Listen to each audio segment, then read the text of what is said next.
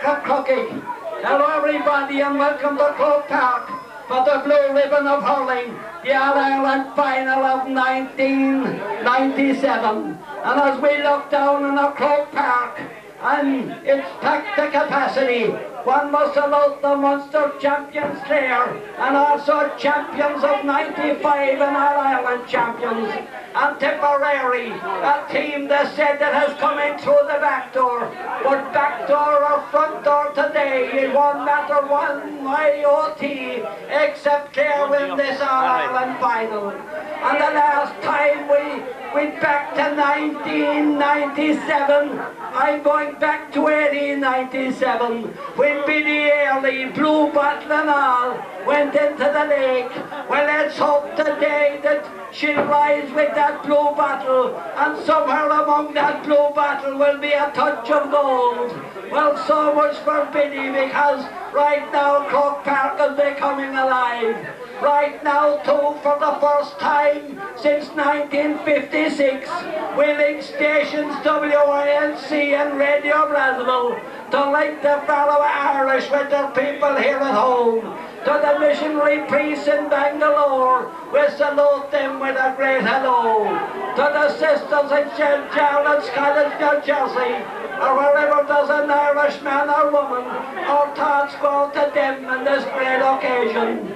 To Sean South and Fergal Hanlon, who fell beneath the northern sky and far off Manhan, may the clay of their native cemetery rest lightly on their bones today. And to the great John O'Reilly, the only man to ever captain an All-Ireland winning team outside of Ireland. The venue was the Polo Grounds, New York. The year was 1947. It was Kerry and Cavan. So much for the dead, because Croke Park is becoming alive right now. Up there behind the canal end, the seagulls are flocking high in the air. And I met Tony Redden coming in today, and he told me when you see them flocking high in the sky, something unusual is going to happen. Win-lose or draw, it will be unusual, because you have two Munster teams in an All-Ireland final. Before, when a team won an All-Ireland and didn't win a Munster, it was Cork in 41. The foot and mouth was in then, when Tip won a Munster final after. But believe me, oh, it's really coming up now. You can sense the tension, you can sense the drama, you can sense everything, as Clare and Tipperary files up under a pack music stand to march behind an Artane Boys band. A band that's been led for the last occasion by a 14-year-old youth. He is going to study for the priesthood. What better send-off can he get than to lead the men at Clare and the men at Tip? And now, they're out in the centre of the field, Dickie Murphy looking at his watch. The scene is set, and the All-Ireland final of 1997 is on.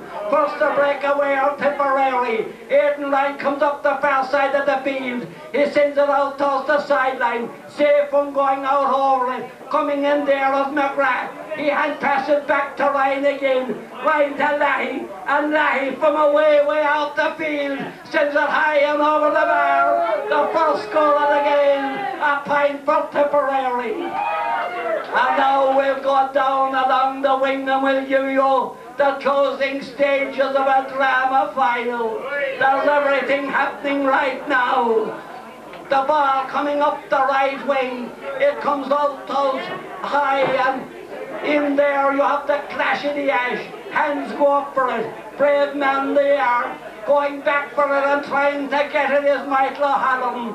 He's scamozzing it in around the goal. There's three of them in there. And coming out and grabbing it is that man, Brian Lohan. And that man that said that Moses made the 10 Commandments. But believe me, oh, that this Lohan man has made the 11th. Thou shalt not pass. His clearance is a shot one. It's long enough to go to Liam Dial. And Dial, with socks down around his ankles, a high dropping ball into the parallelogram. Putting up his hand there for it is Michael Ryan.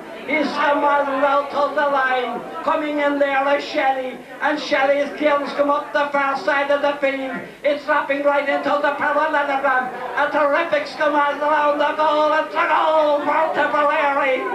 And Tipperary are gone 1 point ahead. A quick puck goal. It goes to Ali Baker. Baker way back in his own end line. Long, hard and high. And there goes the equaliser. And still the Statue of Liberty. Don't know who will be beckoning to on the 5th of September. Clare must have come out of the dandrums, because really down in this first half they weren't Clare themselves. It comes up the right wing. It's going right into the goal now. John Leahy has it. He's 21 yards out. He's now on the 14. How the Lord, it's a goal. No, it's saved. Davy Fitzgerald gets his stick in. You can hear the Clare crowd moaning as John Leahy got that ball, and he had goal written all over it. And Davy Fitzgerald, he must have a magic wand, because somewhere or another he deflected it out for a 65. And now, as I must not forget this thing, away back in 1995, when Clare won an All-Ireland, we must think of the people that went to heaven then and didn't see them winning an All-Ireland. Well, they're up there today with the Mackies, the Rackhams, the Blakes and the fallen McInernys. And if they see Christy Ring trotting down the corridor, and if they think he's God, don't just say that that could be right, because he was a guy away back in the 30s, 40s, 50s and 60s, a man whose name will never be forgotten. Dave Fitzgerald's puck, long, hard and high, dropping in the 21-yard line. It comes to James O'Connor. He's trying to make room for himself. He gives it out to the Sparrow. The Sparrow shakes off one man, the second man, high and over the bar. And as a man is after saying to me right now, how can the Sparrow do that? Well, he was reared with the Magpies, and believe me, oh, that the Magpie will teach you queer things right now. The referee is looking at his watch. It's almost over. They're still level. It's coming up the right wing, going for it and trying to get up in his stick is Shelley. He just won't come. He goes back for it. He's trying to swing it, but there's no room in there right now. And as it drops right into the goal mouth, it's like the din of a mill. You dare not tread. It's clear to the link to Anthony Daly, whose uncle away back in 46, captain a Clare team to win a National League. It goes to James O'Connor. O'Connor takes a shot, and there goes the lead for Clare. And the crowd are already climbed to the sin. They're descending because it's all over, and Clare are All-Ireland champions. Much more for me to say, but I cannot forget the minor team, who has made a double for the first and second time in history, because when Clare won in 1914, they also won the Junior All-Ireland final. And today you'll hear the hills of Clare, and you'll hear the lovely Rose, and you'll hear Spencer Hill. This will go on for many, many years to come. Shin me had a hair a Ross, Lord of them. Thanks, Doctor.